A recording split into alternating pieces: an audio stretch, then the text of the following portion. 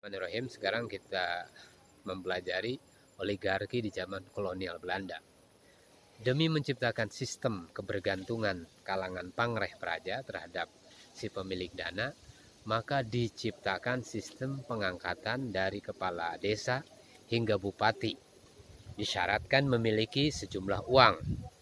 Dapat dikatakan dengan istilah lain sebagai pendanaan ilegal kepala daerah dalam tanda petik, atau pilkada dalam tanda petik di zaman kolonial. Disebut sebagai dana ilegal karena tidak ada landasan surat perintah Gubernur Jenderal. Profesor Dr. D.H. Burger dan Profesor Dr. M.R. Prajudi dalam Sejarah Ekonomi Sosiologis Indonesia menuturkan bahwa untuk seorang calon lurah harus memiliki uang sejumlah 700 gulden hingga 1000 gulden. Uang tersebut sejumlah 200 gulden persembahkan kepada bupati. Untuk wedana 100 gulden dan juru tulis kontrol 25 gulden. Sisanya digunakan untuk mensejahterakan dalam tanda petik eselon lainnya yang terkait dalam struktur kepangreh kerajaan. Saudara-saudara sekalian, hanya untuk seorang lurah dana ilegalnya itu sebanyak itu. Bagaimana dan berapa jumlah uang yang diperlukan oleh seorang camat, asisten, wedana patih, dan bupati. Pertanyaan berikutnya, dari mana dana tersebut diperolehnya? Jawabannya, diperoleh dari pinjaman kepada Cina atau disebut sebagai tokeh. Nah, walaupun lurah terpilih oleh rakyatnya, jika tidak memberikan dana-dana ilegal yang tadi telah disebutkan, maka tidaklah mungkin untuk dapat diangkat menjadi lurah. Nah, ini oligarki di zaman kolonial Belanda, pengaruhnya sangat besar juga. Demikian pula bagi bupati, sangat ditentukan sejumlah dana ilegal yang dipersembahkan kepada eselon di atasnya.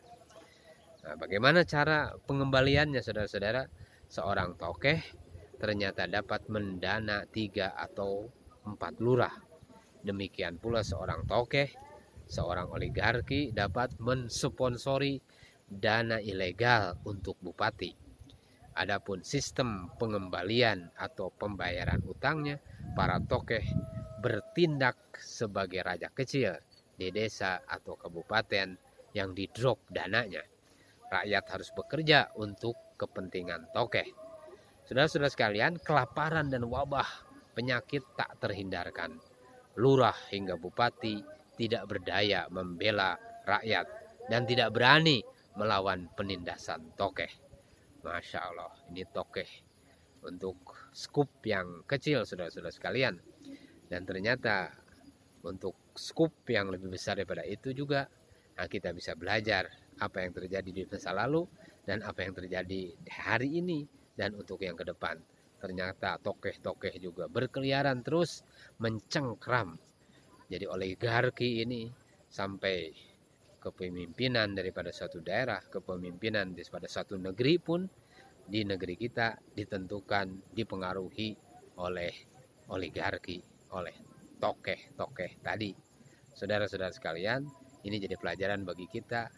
Nah, kemana dan bagaimana kita akan berjalan dan bagaimana kita menentukan sikap dan bagaimana diri kita hadirin yang dimuliakan Allah Subhanahu wa taala memperjuangkan agama ini, bagaimana memperjuangkan iman kita, memperjuangkan amal kita sehingga kita senantiasa teguh tegar menghadapi situasi dan kondisi dimanapun kita berada dan di zaman manapun kita berada.